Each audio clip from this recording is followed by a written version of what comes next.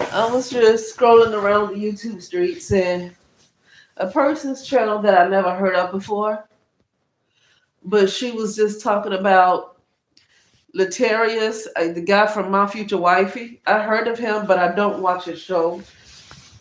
It's just because I don't really care about, I heard of him, but I don't care about all of that stuff. I don't care about the whole relationship arena and all of that. That's not what my interest is, but I have heard of him. And he got married recently. And so she's providing commentary on Letarius and his wife going 50-50 on their marriage. So I'm gonna be moving around. I'm about to carry my phone with me so I don't sound like I'm too far away because I'm moving around and stuff. But anyway, I feel like this at this point when people choose to do in their relationships is their business. I don't have any comment. I don't really have any commentary about what somebody else chooses to do in their relationship. Like if that's what they like, that's what they like.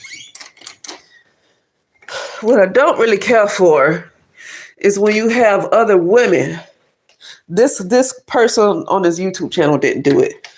But what I don't care for is when you have women who push that stuff on other women to do the same thing. That's when I have an issue with that. Because now you're saying, oh, that's why you don't have a man. All that crap right there that they like to do. Hold on. Hold on. And I wish they would just let their own personal choices in their relationships be their own personal choices, and stop making it seem like just because somebody else don't want to do the exact same thing you did means that they're never going to get a man. See, one thing I don't see, men are not ever putting down other men because they don't have a woman. It's always okay for a man to stay single. But women are just like, she's just seen as lonely, just miserable if she ain't got a man laying up under her. And I'm not against a relationship, but everybody shouldn't have to want the same thing. And that's the stuff that I get tired of right there. Everybody don't have to want the same thing. So anyway, I have to clean this up. So the commentator on the YouTube channel that was talking about that said she don't subscribe to the narrative that a man should be a provider before he gets married. She don't subscribe to that narrative. Well, I do if he wants a family. I feel like before a man gets married, before he wants to get somebody pregnant, especially if you're planning on a family, I do feel like he needs to be somewhat of a provider. I know this is 2025 and a lot of women are believing in the whole 50-50 stuff. When it comes to a marriage and having a family, I can't always believe in the 50-50 only because if I'm taking care of the children, if I'm carrying a baby and taking care of the children, then it's going to be times where I'm not going to be able to work all the time. And he's going to have to pick up the slack for me. Okay? And so with that being said, for me, he needs to be a provider. Because when you have a woman, she might have a job when you meet her. But when she is pregnant and she needs to take off, she's going to have to stay off of work for a little while. And sometimes you have women who prefer to stay at home with their babies. And so that means that she's going to be out of work for a while. And with that, I feel like that's a time for the father to really step up.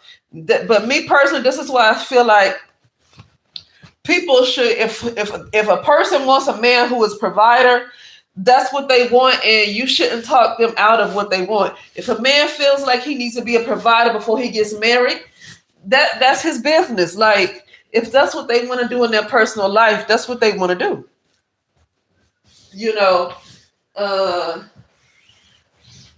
But see, once again, I don't like that. Once again, I know other groups of women have jobs too and they're married, but one thing you're just not going to really hear too many groups of women, white women or other groups of women say that, oh, I don't need a provider.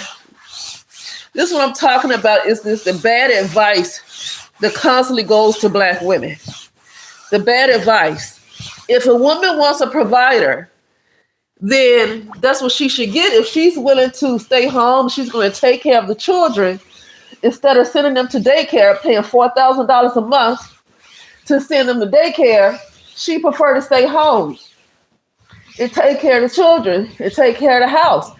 I'm going to tell you something. The way I see some women, the stuff they have to go through with these little children, sometimes I'd rather work a job. It doesn't look, excuse me if you hear this noise, I'm wiping something down. It looks stressful. Sometimes when I see these mothers taking care of these children in these houses, it looks stressful. I'd rather have a job that I work during the day than to do some of the stuff that these women do that stay at home. But if a woman decides to stay at home, then you have no choice but to marry a man who's a provider. If you're a kind of woman that likes to stay at home and take care of the house, you kind of have no choice but to marry a provider. And I don't feel like there's anything wrong with that. I have not seen any other woman, and here I go again, I'm about to bring it up again.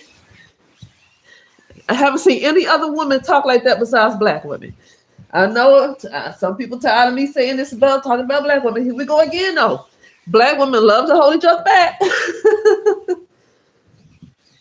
See, when I talk about black women and the ridiculousness, this is the type of stuff I'm talking about right here. Like this on Dear Future Wifey, when Latarius had this lady talk about how God graced her to iron her husband's clothes for him to go out and cheat. The title of it on Dear Future Wifey, it was a pastor and the first lady. And she said God graced her to iron her husband's clothes before he went out to cheat. She said God graced her. She put it on God. Latarius being messy, Latarius being his messy self asked, so what do you have to say to women who say, I would never do that? And here she go. Typical BW. I'm going to say it. Sorry. I know people don't like it. But, my point just keep getting proven. So he said, what would you say to women who say that, oh, I wouldn't do that? Here she go. Well, I say that's why you ain't got a man and that's why you single. You see that mess right there? Giving women bad advice. So a woman have to be like you to keep a man. She got to be okay with him cheating and sleeping with everybody and go as far as ironing his clothes so he can go to his side piece. And if she don't want to do that, that's why she's single. Some women would rather be single than to go through that. What is it about that these ladies don't understand? Every woman don't want to be married to a man that's going to be a rolling stone like that. Every woman don't want that in their life. But you have some women that are so desperate to feel like, well, at least I got a man. And like I'm going to say, even though other groups of women can have cheating husbands, no other group of women will you see talk about, well, see, that's why I got a man and you don't. And giving the advice to do something like iron your husband's clothes before he goes out to cheat with his side piece. Okay? So that type of stuff right there, it's like, that's what I'm sick of. It's like, why are you wanting to hold women down? Why is it okay for other groups of women to have a provider in their house, even though other groups of women have jobs too, though? Other groups of women have jobs, even though they might have a husband that make decent money, they have jobs too. But the thing is, if something ever happens, well, a lot of them where they have to kind of stop working, the husband can pick up the slack. But you do have a lot of white women and other women that make good money in their marriages. Because women are not Stepford wives. They have a brain. They have creativity. They don't have to everybody don't have to be sitting at home barefoot and pregnant, right? But you just won't hear them say that a man doesn't have to wait till he's a provider before he gets married. I have not heard any other. You're not hearing that. You're not going to hear that in other cultures too much. It was a lady. Her channel is called The Universe Guru, and she was collaborating with Crystal and Karazin. I think it was Crystal and Karazin that she was collaborating with, and her channel is called The Universe Guru. She's not a white woman. I don't know if she's not Indian. I don't know if she's Pakistani or I don't know what she is, but she looked like she's something like that, right? And she was talking about how these men are vetted out. The men have to be a provider. The men are raised to be providers in their cultures. They're raised to be providers. But here you go, a BW talking about she don't subscribe to the narrative that a man has to wait to be a provider before he gets married. But you have other groups of women, the men of their culture, even though, men are abusive, men, for the most part, men don't respect women. But the point is, men in most other cultures are raised and taught to be a provider. If a man is not a provider, what is he doing?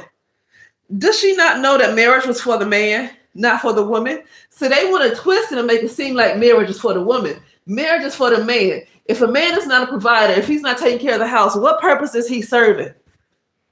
What purpose does he serve? Because you won't hear any other group of women that say this.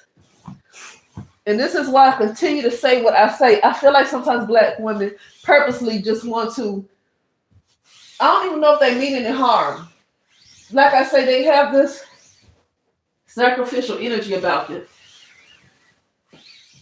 And I get it, but I'm tired of it. I'm ready for it to stop.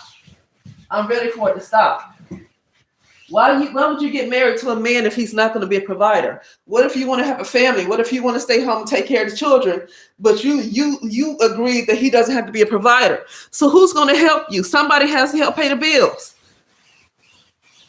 That means what's going to happen? I think she sounds like a 50-50 person.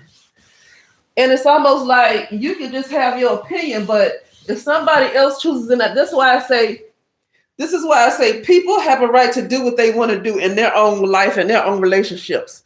But I don't really care for pushing that stuff on other people as if they should do exactly what you should do, what you're doing. If that's your choice, that's your choice.